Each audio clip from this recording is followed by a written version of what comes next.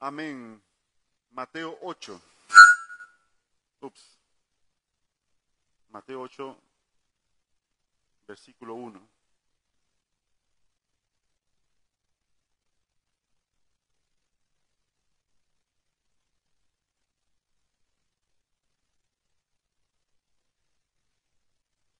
¿Sí? ¿Sí? ¿Está bien? Ok. Mateo 8, versículo 1. ¿Lo tenemos? Amén. Dice así: cuando descendió Jesús del monte, le seguía mucha gente, y aquí vino un leproso y se postró ante él diciendo: Señor, si quieres puedes limpiarme. Jesús extendió la mano y le tocó, diciendo: quiero, sé limpio, y al instante su lepra desapareció. Versículo 4. Entonces Jesús le dijo: mira, no le digas a nadie, sino ve, muéstrate al sacerdote y presenta la ofrenda que ordenó Moisés para testimonio a ellos. Entrando Jesús en Capernaum, pero vino a él un centurión rogándole y diciendo: Señor, mi criado está postrado en casa, paralítico, gravemente atormentado. Y Jesús le dijo: yo iré y le sanaré. Respondió el centurión y dijo: Señor, no soy digno que entre bajo mi techo, solamente di la palabra y mi criado sanará. Porque también yo soy hombre bajo autoridad y tengo bajo mis órdenes soldados, y digo a este: ve y va, y al otro: ven y viene, y a mi siervo: haz esto, y lo hace. Al oírlo Jesús se maravilló y dijo a los que le seguían: de cierto os digo que ni aun en Israel he hallado tanta fe. Y os digo que vendrán muchos del oriente y del occidente y se sentarán con Abraham, Isaac y Jacob en el reino de los cielos. Mas los hijos del reino serán echados a las tinieblas de afuera, allí será el lloro y el crujir de dientes. Entonces Jesús dijo al centurión: ve, y como creíste, te sea hecho. Y su criado fue sanado en aquella misma hora.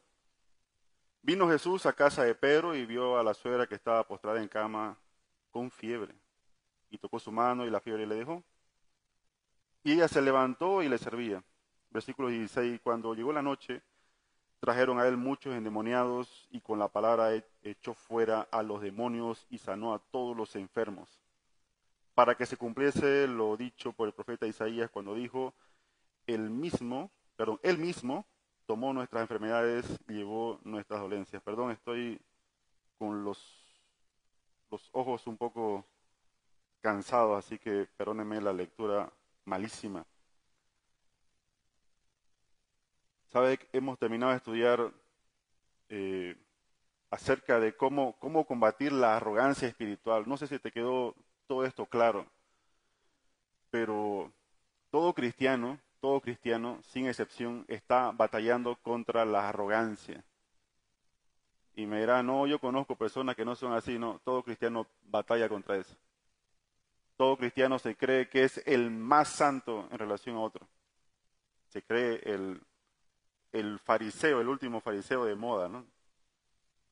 Y hemos visto a través de dos estudios de los dos últimos jueves de la manera de cómo combatir esto. El primero fue dejando de criticar destructivamente a otros. No está diciendo que no debemos juzgar justamente, hay que hacerlo, pero el punto de los fariseos: hay que destruir a todo el mundo. Todos son pecadores, menos uno.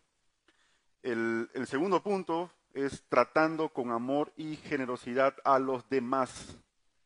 La tercera respuesta que dimos de cómo combatir esta arrogancia es confiando que la salvación viene del Señor y no es por obra. El cuarto punto es discerniendo el engaño de los falsos maestros. Y la quinta forma es discerniendo el autoengaño de una vida santa. Es la mejor manera verse en la Biblia y mirar si no hay realmente arrogancia. ¿Amén? No nos creamos moralistas. Tres capítulos que hablan acerca de una predicación, que hablan acerca de cómo dejar esta falsa religión, esta falsa creencia de que habían enseñado los fariseos y los escribas durante años. Y las personas, cuando escucharon este sermón, quedaron realmente perplejos, estaban atónitos, ¿no? Porque nunca antes, dice la Biblia, nunca antes habían escuchado a una persona hablar de esa manera. Es decir, con autoridad, con autoridad. Pues ellos estaban asombrados, pero no todos fueron cambiados. Y ese es el punto. Muchas personas pueden ir a una iglesia y no ser transformadas. Muchas personas pueden ir a un culto y salir igual que como fueron. Exactamente de la misma manera. Entonces la pregunta es, ¿cómo salgo de la iglesia cuando he escuchado la palabra o cuando he tenido un encuentro con el Señor orando? ¿Mi vida siguió igual? ¿Cambió algo? ¿Realmente cambió algo? ¿Cambió tu vida algo?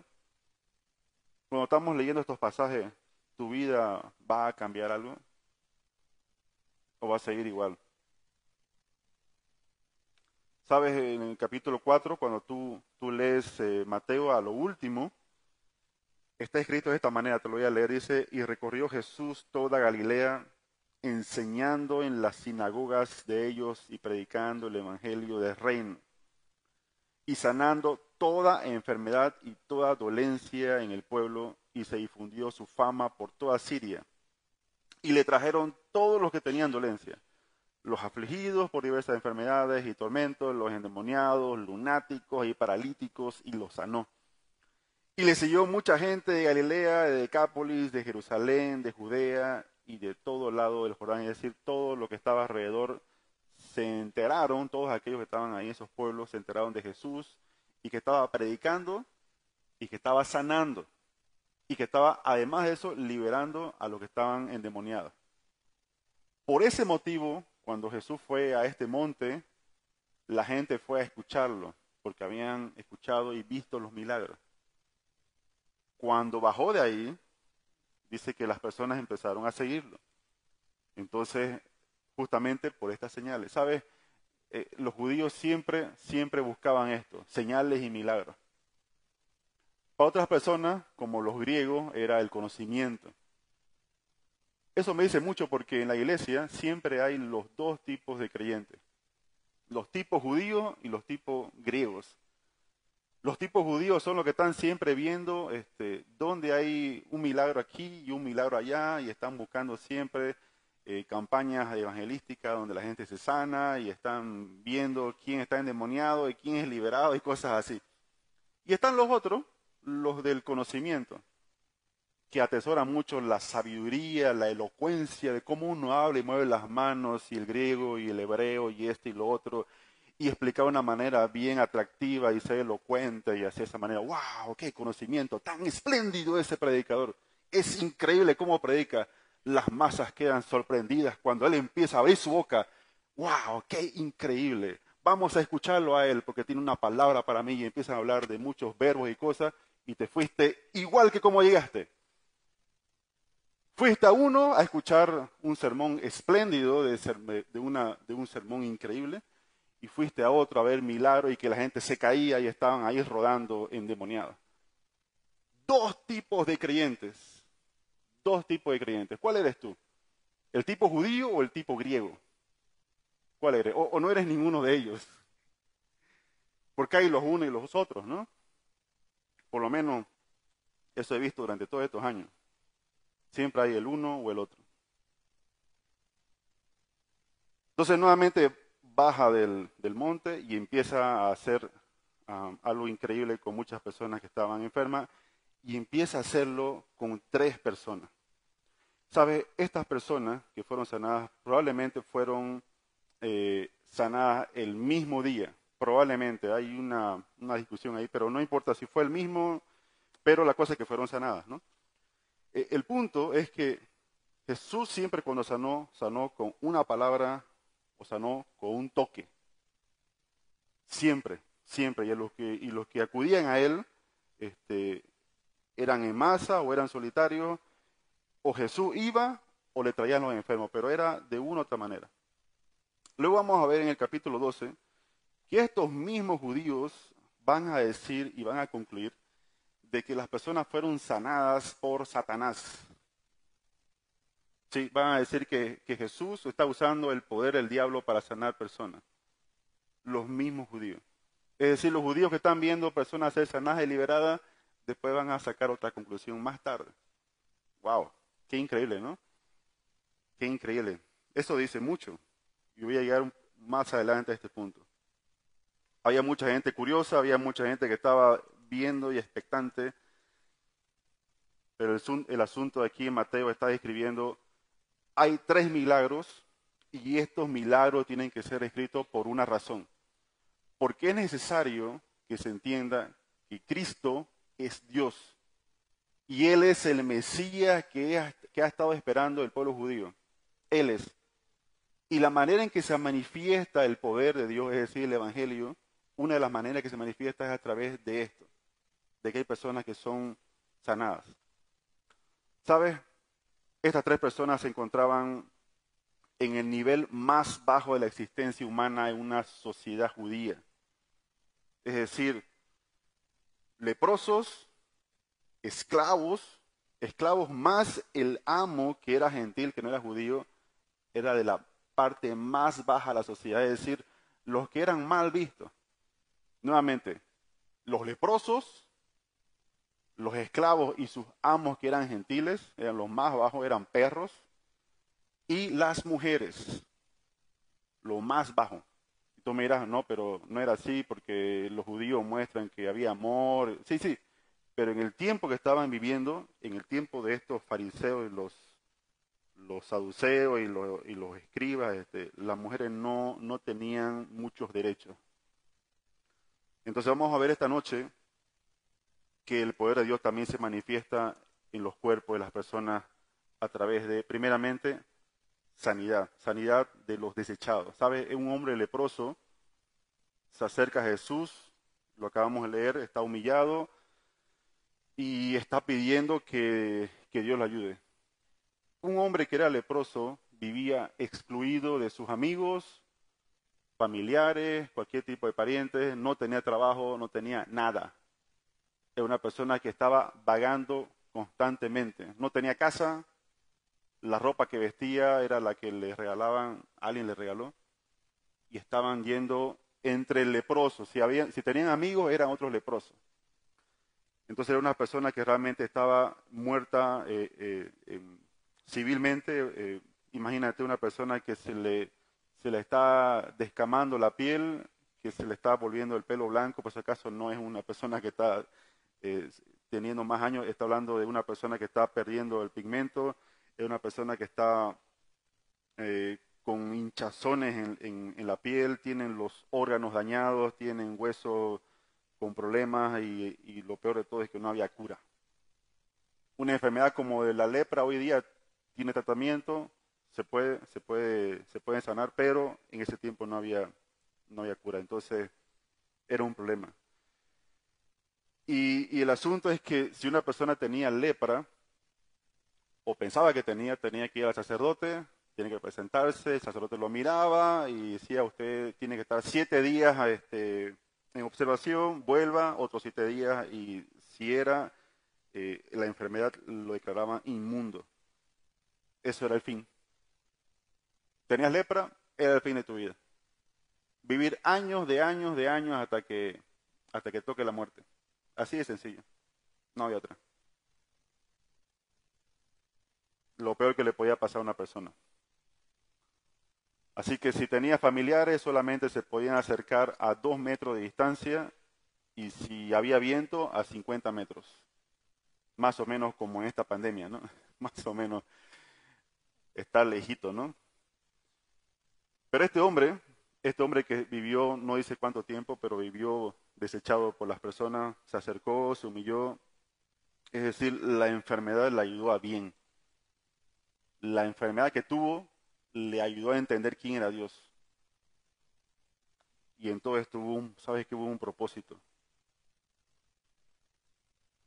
Jesús lo limpia, Jesús lo sana, mejor dicho, y le dice, bueno, ve al sacerdote, preséntate, hay todo un ritual, no voy a explicar cómo es el ritual, pero le dice, no le digas a nadie y muéstrate al sacerdote para que él te vea realmente lo que ha pasado. Porque hay otra persona que está enferma. En este caso son personas indefensas. Hay un militar que llega delante del Señor y le dice, mira, tengo un criado, es decir, un niño, y esta persona le dice, si quieres puede decir la palabra y solamente dila y este criado va a ser sanado. No es necesario, Jesús, que vayas a mi casa, solamente dilo y va a ser, porque yo entiendo la autoridad de una persona. Él es un centurión, tiene a cientos de soldados bajo mando, y si tú quieres puedes hacerlo, Señor. Si tú quieres puedes sanarlo de esta manera. No es necesario que lo toques, no es necesario que estés ahí. Y sabes que la palabra del Señor, eh, siendo un hombre extranjero, siendo un hombre que delante de los judíos era visto como un perro o como un cerdo, no lo expulsa, no le dice que se vaya y vuelva otro día, le dice quiero, y ese momento dice que el criado se sana, se sana. Y de hecho empieza a alabarlo. Dicen, oye, nunca había visto tanta fe en Israel. Van a venir del oriente y el occidente y se van a sentar. Y están los otros que son los del hijo del reino, y esos van a ser echados fuera. Qué increíble forma de describir el Señor esta gran verdad espiritual. Hay personas que son gentiles, que no son judíos, y que van a estar en el reino de Dios. Y hay otros que sí son judíos y que no van a estar en el reino de Dios. Van a estar en el llanto y crujir de dientes. ¿De qué está hablando esto? Está hablando de que, ¿sabes qué? Los judíos no heredan la salvación. Hay iglesias que enseñan Israel va a ser salva. Sí, la Biblia dice que va a ser salva. La nación de Israel. Pero, toda persona que es judía y no acepta a Cristo ya fue condenada. Ya fue condenada. Y eso tiene que estar claro, no porque tengan un apellido ahora ya no son judíos, se refiere a la religión de la religión misma, ¿no? Pero no porque nació en el Estado de Israel significa que es una persona salva. Eso no lo pienses así, ahí hay mucha depravación, hay homosexuales, hay personas que se drogan, hay gente borracha, hay perdición, los jóvenes se pierden cada día, ¿no? Y luego está hablando acerca de otra sanidad, la sanidad de los desahuciados. Sabes que Marco nos dice que Jesús, Pedro, Andrés, Jacobo y Juan llegaron a casa de Pedro y algunos del grupo descubrieron que la suegra de Pedro había estado enferma. Entonces enseguida dice que fueron a Jesús, le dijeron que ella estaba mal y fue él y oró y dice que el Señor la sanó y dice que ella inmediatamente después que la sanó se levantó y empezó a servirlos a todos ellos. Yo me imagino que se puso a hacer pan, ¿no? Algo así, ¿no? Pero se puso a hacer cosas para ellos, para que estén bien en casa. Solamente tuvo que tocarla, es todo. Y ustedes dirán, pero bueno, solamente son tres personas sanadas. ¿Qué tiene que ver esto conmigo? ¿Sabes qué tiene que ver mucho? Porque aquí está hablando nuevamente del sistema religioso que los fariseos enseñaron durante años. Para un fariseo, si tú estabas enfermo, significaba que estabas en pecado. Así de sencillo. Ah, usted hermanita está enferma, está enfermo usted. ¿Qué pecadito pues habrá hecho, pues, no? ¿Con quién nomás habrá estado, no? Seguramente pues ha pecado, algo ha hecho. Si tú tenías riqueza, era una persona que realmente Dios te bendijo. No, lo que pasa es que a esta persona le va bien porque esta persona es obediente a la palabra. Esta persona está sana porque es obediente. Ah, eso decían los fariseos. De hecho, los saduceos eran personas riquísimas. El sumo sacerdote y su suegro eran personas muy ricas. Los fariseos no eran tanto, pero ellos sí eran, los saduceos eran muy ricos. Entonces hacían exhibición y decían, wow, a esto les va bien porque son obedientes, Dios los bendice. Pero eso no tiene nada que ver. Hay personas que son extremadamente obedientes y se enferman. Se enferman. Este cuerpo está acabándose cada vez, ¿no? Algún día va a tener algún tipo de enfermedad y se va a morir. igual que tú, o sea, igual que yo. Todos vamos a morir, nos vamos a enfermar, no tiene nada que ver. Obviamente, hay que procurar la santidad, ¿no? No estoy diciendo que hagas tu vida como quieras, ¿no? Pero los fariseos pensaban, si es enfermo, algo hizo, algo malo. Entonces, si hay un chico que está paralítico y es un esclavo, y si hay un hombre que es leproso, y si hay una mujer que está en cama con fiebre, no es porque pecaron, sencillamente se enfermaron. ¿Hay enfermedad que viene por causa del pecado? Sí, hay enfermedad que viene por causa del pecado, es cierto, pero no es realmente una condicionante de que algo pasó. Entonces la pregunta aquí es, entonces, ¿qué hago si estoy enfermo? ¿Qué haces tú cuando estás enfermo? ¿Qué es lo primero que haces? ¿Al médico? ¿A la posta? ¿A la farmacia? Sí, probablemente la farmacia es lo más, ¿no?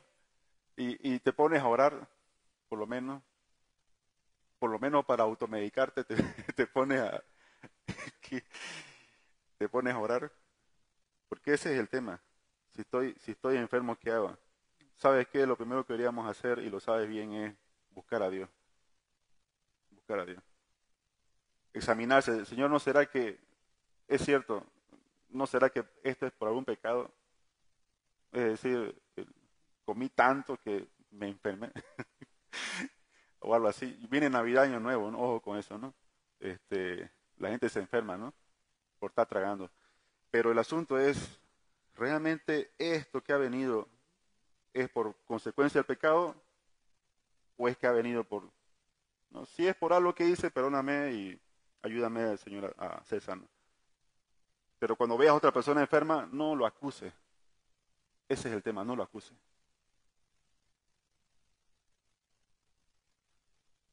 Hay personas que son sanadas por Dios. ¿Sabes qué? Hay iglesias que enseñan que Dios no sana. Que eso fue cosa del pasado. En serio, hay programas radiales que acostumbré a estar atento durante años y este predicador increíblemente de sana doctrina tenía ese gran problema. Decía, Dios ya no sana. ¿Y por qué? Por la experiencia. Oh, por la experiencia, ¿no? Y hay otros que dicen, Dios sana. ¿Y cómo lo sabe? Por la experiencia. Porque en la iglesia ha sanado. Pero el hecho que sane o no sane no es un tema de experiencia, es un tema de la Biblia. Y como está mostrado acá, para Dios no es nada imposible y empezó a sanar diferentes enfermedades.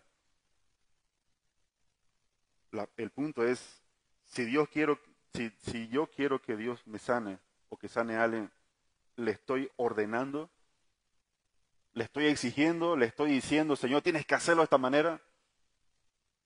Porque hay personas que van a una iglesia y como Dios no lo sanó, sanó a su esposo o a su esposa en su tiempo, se fueron. ¿Sabes quién era su Dios? La sanidad. La sanidad era su Dios. Porque si Dios hubiera sido el Dios de Israel, se hubieran quedado a pesar de estar enfermos. Así de sencillo. Hay otras iglesias donde van y hacen una colas y está ahí el cesto de las ofrendas. Ya, hermanito, pase. ¿De qué está enfermo usted? Me duele la cabeza. Ya, venga, siembre. Siembre. ¿Qué es sembrar? Agarrar lo que tengo en mi billetera, en mi cartera y poner el dinero ahí. Siembre. Wow. Sembró. Ya, ahora sí vamos a orar. Y oran y se caen. ¿Qué es eso? ¿En qué momento apareció eso? Es decir, le tengo que pagar a Dios para que Dios me sane. Y tú dirás, no, no es así. Es así. Hay muchas iglesias que hacen esto. Siembre o pacte. ¿Quieres que Dios te sane? Ya, tienes que pactar. ¿Cuánto vas a pactar? $3,000. Ya, ponen $3,000. ¿Dónde está eso en la Biblia? ¿De cuándo tengo que darle mi dinero corrompido a Dios para que Dios me sane? No me imagino al Señor estando en un lugar y viendo eso. ¿Sabes qué le diría? Tu dinero perezca contigo. ¿De cuándo tengo que pagarle a Dios para que me sane por algo que tengo mal en mi cuerpo? Pero así está distorsionado el Evangelio. Así está. Y toda la gente engañada con esto. Bueno, pero ya entendí ahora, pero estoy enfermo y quiero ser sanado. Ya, buenísimo. ¿Y por qué quieres ser sanado? Y tú dirás, pero qué pregunta tan tonta, ¿no? ¿Cómo me vas a preguntar por qué quiero ser sanado? Sí, sí, ¿por qué quieres ser sanado? ¿Para qué? Hay gente que tú vas a los hospitales y ore por mí para que Dios me sane. Ya, está bien, voy a orar. Y cuando sale de aquí, ¿qué va a hacer? Voy a ir a una iglesia. Perdón por reírme, pero eso no va a suceder.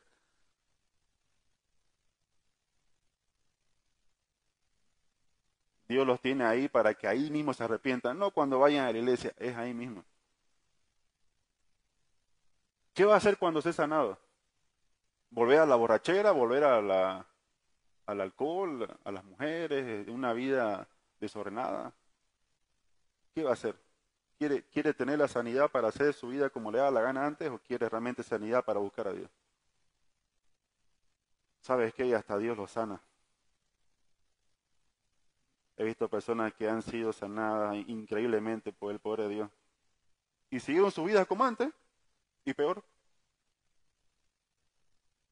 peor, peor, peor, peor. En lugar de ser de bendición, fue de maldición. Y ustedes me dirán, bueno, pero si Dios sana a alguien, es porque Dios lo perdonó. No, Dios sana incluso a personas que no son perdonadas. Es indistinto.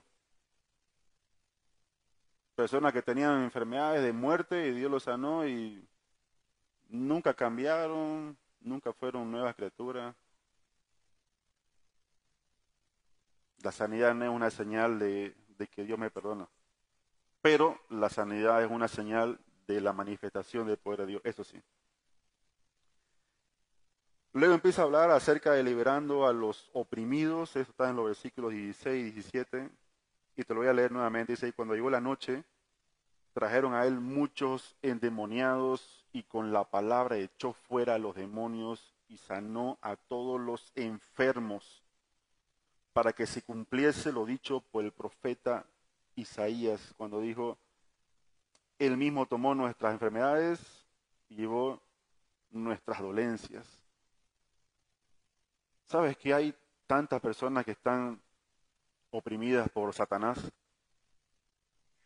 Hay muchas personas. Y cuando vino el Señor, liberó a estas personas.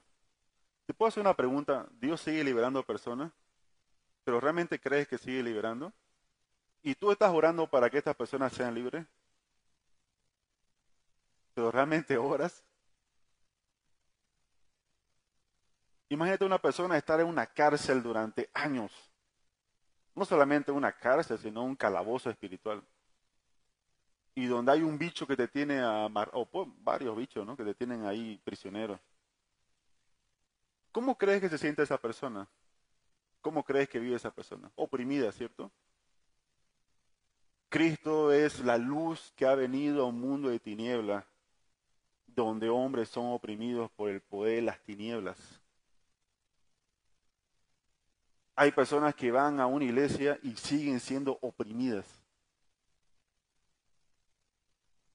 Hay inconversos que van a la iglesia y siguen siendo oprimidas y no son liberadas. ¿Van a ser liberados un día? Probablemente sí. ¿Hay personas que son cristianas y son oprimidas por Satanás? Sí, hay personas que están influenciadas también por el maligno. Algo en sus vidas está desordenado y Dios ha permitido que Satanás los zarandee. Depresión espiritual. No duermen bien, hay una opresión. Pero ¿sabes qué? Jesús vino a liberar. Él vino a liberar. Él vino a dar libertad.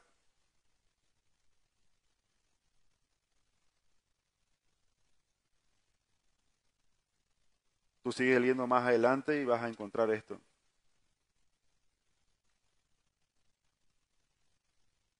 Versículos 18 al 22 está diciendo de esta manera. Viéndose Jesús rodeado de mucha gente, mandó pasar al otro lado y vino un escriba y le dijo, maestro, te seguiré a donde quiera que vaya. Jesús le dijo, las zorras tienen guaridas y las aves del cielo nidos, mas el Hijo del Hombre no tiene dónde recostar su cabeza. Otro de sus discípulos le dijo, Señor, permíteme que vaya primero y entierre a mi padre. Jesús le dijo, sígueme, deja que los muertos se entierren a sus muertos. ¿Sabes por qué te leí esto? Este va a ser para otro estudio, pero te lo estoy leyendo por esta manera. Las personas están viendo milagros, la gente está mirando cómo el Señor sana, muchas personas han visto que personas han sido resucitadas, hay personas que han visto cómo los demonios se han manifestado y han salido, y vienen estas personas para decir, quiero seguirte. Y la pregunta es, ¿para qué o por qué? ¿Cuáles son los motivos? ¿Cuáles son los motivos que una persona está dispuesta a seguir a Cristo? ¿Es porque ha visto todo esto o porque algo cambió en su vida? Te puedes hacer esta pregunta esta noche, ¿por qué sigues a Dios? ¿Por qué sigues a Jesús? ¿Es por lo que has visto, por lo que has oído, por lo que puedas recibir de Él, por lo que esperas de Él? ¿Por qué lo sigues? ¿Porque no hay otra alternativa? Porque si eso está claro de los motivos por los cuales sigo a Cristo, entonces realmente voy a entender si soy nueva criatura o no lo soy. Si soy o no lo soy. Te invitaron a una iglesia y fuiste y te gustó, bien, pues. Pero ¿realmente Jesús es tu Señor y Salvador? ¿Realmente lo es?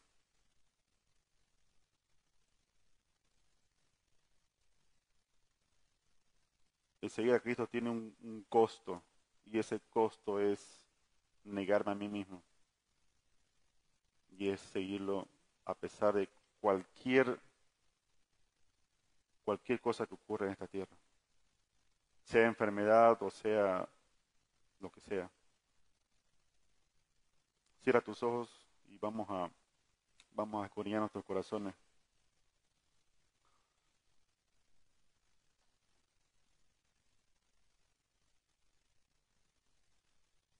Y probablemente esta prédica te ha parecido un poco pesada y aburrida. ¿Sabes qué?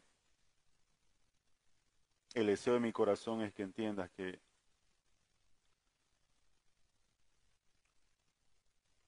Dios se ha manifestado en una tierra de tinieblas a traer vida a las personas.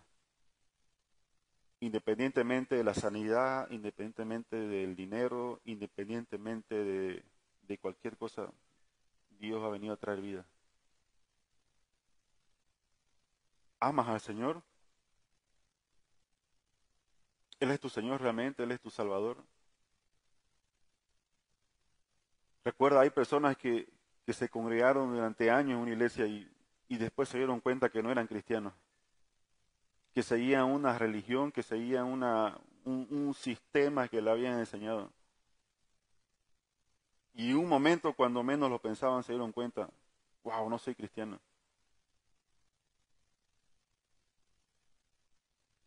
Si esta es la actitud tuya esta noche, si este es lo que el Señor te está mostrando, pide al Señor, quiero nacer de nuevo,